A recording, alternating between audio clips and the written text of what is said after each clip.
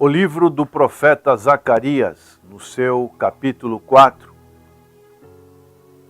nos falam a respeito da reconstrução do templo de Salomão, que tinha sido destruído nos tempos de Nabucodonosor, e agora, depois de 70 anos, os judeus retornam a Jerusalém e duas pessoas, Zorobabel, ele era o governador, e Josua, o sumo sacerdote. Essas duas pessoas, mais o profeta Zacarias, também o profeta Ageu, tinham a responsabilidade diante de Deus de animar o povo para a reconstrução do templo de Salomão. E diz o capítulo 4 de Zacarias: E tornou o anjo que falava comigo e me despertou, como a um homem que é despertado do seu sono. E me disse: Que vês?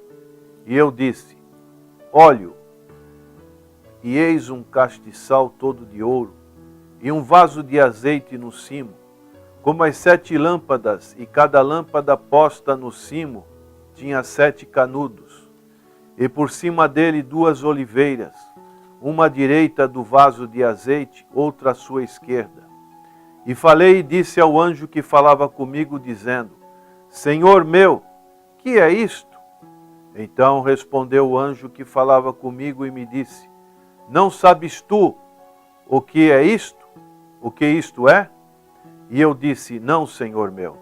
E respondeu e me falou, dizendo: Esta é a palavra do Senhor a Zorobabel, dizendo: Não por força, não nem por violência, mas pelo meu espírito, diz o Senhor dos Exércitos. Quem és tu, ó monte grande? Diante de Zorobabel serás uma campina. Deus aqui estava provendo o poder para essa reconstrução.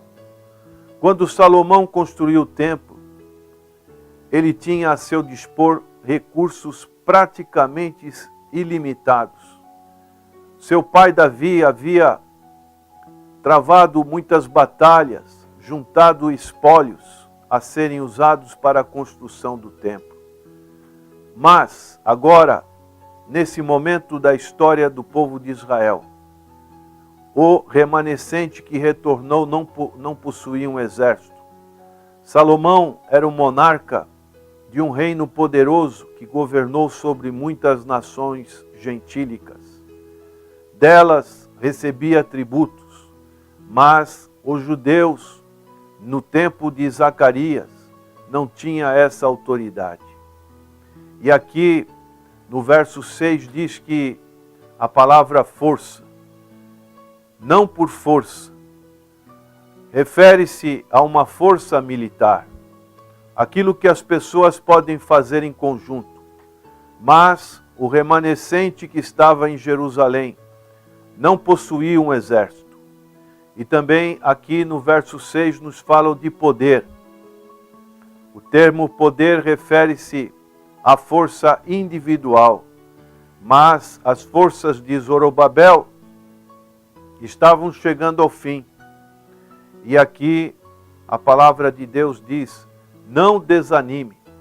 Essa era a mensagem tanto de Zacarias como de Ageu. E nós que temos que realizar a obra do Senhor, podemos tentar realizar a obra confiando em nossa própria força e sabedoria humana. Podemos também utilizar de recursos do mundo. Ou, uma outra maneira, nós dependermos do poder de Deus. As duas primeiras abordagens podem parecer funcionar, mas no final sempre falham quando você confia na sua própria força e sabedoria, quando você vai buscar os recursos deste mundo e deixa de confiar de depender do poder de Deus. Somente a obra realizada pelo poder do Espírito Santo glorificará a Deus e passará pelo fogo do julgamento de Deus. E por isso que os recursos limitados para a conclusão do tempo deveria parecer algo impossível, como a palavra de Deus diz nesse verso 7. Quem és tu, ó monte grande? Diante de Zorobabel serás uma campina. Algo que parecia impossível para mover esse grande monte, esta grande montanha. Mas Deus disse a Zorobabel que, pelo poder do Senhor, ele iria aplainar o monte e transformá-lo numa campina. Quais eram as montanhas que Zorobabel tinha diante de si?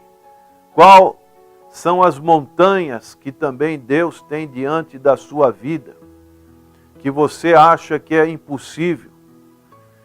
Deus, naquele momento, sabia que o desânimo no meio do povo era muito grande, a oposição dos inimigos ao seu redor, as colheitas naquela ocasião eram escassas, a economia estava instável, pessoas se revoltando, pessoas desobedecendo a lei de Deus, problemas não muito diferentes daqueles que nós também encontramos como povo de Deus e temos enfrentado ao longo dos nossos anos. E a resposta para esses problemas é a oração que libera o poder do Espírito Santo. Um certo autor, Vance Havner, ele disse: afirmamos depender do Espírito Santo, mas na verdade estamos tão ligados em nossos próprios recursos que, se o fogo não descer do céu, produzimos nosso próprio fogo falso. Se não puder escutar o som do vento poderoso, como aconteceu em Pentecoste, nossa fornalha está preparada para soltar ar quente. E Deus nos livre de um chamado Pentecoste sintético, artificial. E aqui Deus estava dizendo que não é por força, não é por violência, mas pelo Espírito, diz o Senhor dos Exércitos. Que isso fique bem claro nas nossas vidas, porque se fazemos a obra do Senhor, só podemos fazer na dependência do Espírito Santo de Deus. E o profeta Zacarias vai dizendo mais para Zorobabel que Deus terminará esta grande obra. No verso 7, na parte B, o profeta diz: porque ele trará a primeira pedra com aclamações, graça, graça a ela. E a palavra do Senhor veio de novo a mim dizendo: as mãos de Zorobabel têm fundado esta casa, também as suas mãos a acabarão, para que saibais que o Senhor dos Exércitos me enviou a vós. Porque quem despreza o dia das pequenas coisas, pois esse se alegrará, vendo o prumo na mão de Zorobabel. São os 7 olhos do Senhor que discorrem por toda a terra. Deus garantiu a Zorobabel que ele terminaria de reconstruir o templo e que o povo se regozijaria com aquilo que Deus havia feito por intermédio deles. Zorobabel colocaria a pedra de remate, que é esta primeira pedra, também conhecida como pedra de remate, a última pedra a ser posta numa construção. E depois veio a aclamação que diz graça, graça a ela. Essa aclamação, ela também pode ser traduzida beleza, perfeição. E dessa maneira, as pessoas que conheciam os alicerces do antigo tempo, elas agora estariam novamente contentes por causa dessa promessa que Deus tinha feito para Zorobabel, queria completar o templo, e dessa maneira Deus, Ele também faz nos lembrar da promessa que Ele há de realizar aquilo que Ele prometeu nas nossas vidas. Em Filipenses capítulo 1, verso 6 diz: tendo por certo isto mesmo, que aquele que em vós começou a boa obra, a aperfeiçoará até o dia de Jesus Cristo. Esta é a grande obra que Deus também realiza nas nossas vidas, pois nós somos templos do Espírito Santo de Deus. E dessa maneira, o Senhor, Ele cumpriu essa promessa naqueles dias. Para alguns judeus daquela época, era apenas um humilde começo, o dia das pequenas coisas, em comparação com o templo grandioso de Salomão. Mas devemos ver a obra de Deus, não com os nossos olhos, mas com os olhos de Deus. E dessa maneira também não podemos ver a obra de Deus com os olhos do povo do mundo. Geralmente o povo do mundo menospreza as coisas de Deus. Podemos citar os exemplos de grandes carvalhos. Eles crescem a partir de pequenas sementes. Quando o Senhor Jesus veio a esta terra, Ele era um simples rebento, saindo do tronco de Jessé. Ele era desprezado e o mais rejeitado entre os homens. A igreja cristã, ela começou com 120 pessoas. E hoje, a igreja do Senhor, ela está por toda a terra. A história da Bíblia é um registro de que como Deus usa os humildes começos.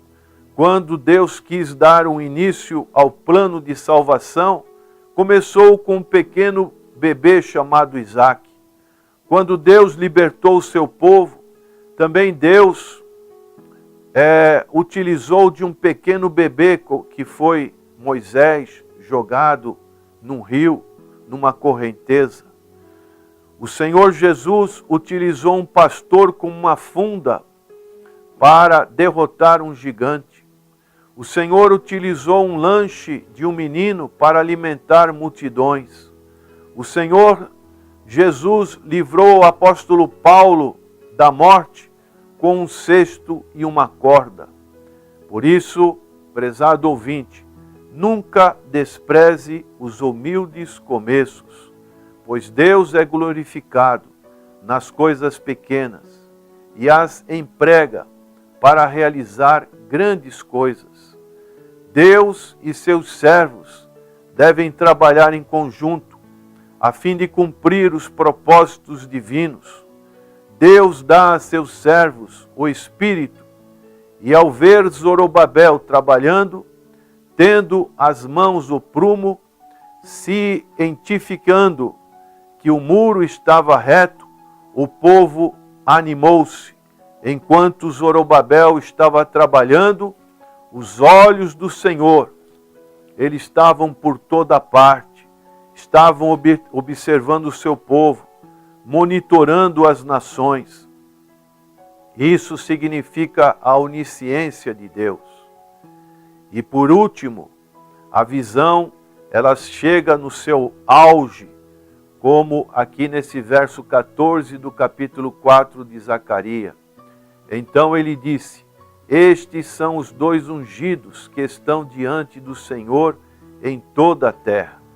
Que que título mais nobre para os servos de Deus, os dois ungidos, duas oliveiras, Josué e Zorobabel, receberam o poder do Espírito de Deus, mantiveram acesas as luzes do trabalho, as luzes do testemunho de Israel. Nas Escrituras, o óleo normalmente simboliza o Espírito Santo. Profetas, sacerdotes, reis eram ungidos com o óleo. As palavras Messias, que Cristo significa ungido, o óleo sagrado da unção não deveria ser preparado por ninguém, além dos sacerdotes, nem usado para qualquer outro fim, senão para ungir os servos de Deus. Se nosso Deus é Senhor de toda a terra, o que havemos de temer? Se Ele nos promete o poder do seu Espírito, por que devemos vacilar e cair? Lembremo-nos de Josué e Zorobabel, homens que servem de encorajamento para todos os que procuram servir ao Senhor de alguma forma. Não existem pequenos lugares, não existem pequenos ministérios e não há grandes pregadores. Temos, porém, sim, um grande Deus que pode dar poder e abençoar os servos consagrados a Ele. Pode nos purificar e nos dar o seu poder. Portanto, confiamos nele e façamos a sua obra. Que Deus abençoe a sua vida e que você tenha neste dia o exemplo de Zorobabel, o governador, e Josué, o sumo sacerdote, que foram pessoas usadas por Deus para realizar a sua obra. Senhor, abençoa que possamos imitar o exemplo desses dois personagens da história do povo de Israel. Oramos em nome do Senhor Jesus. Amém.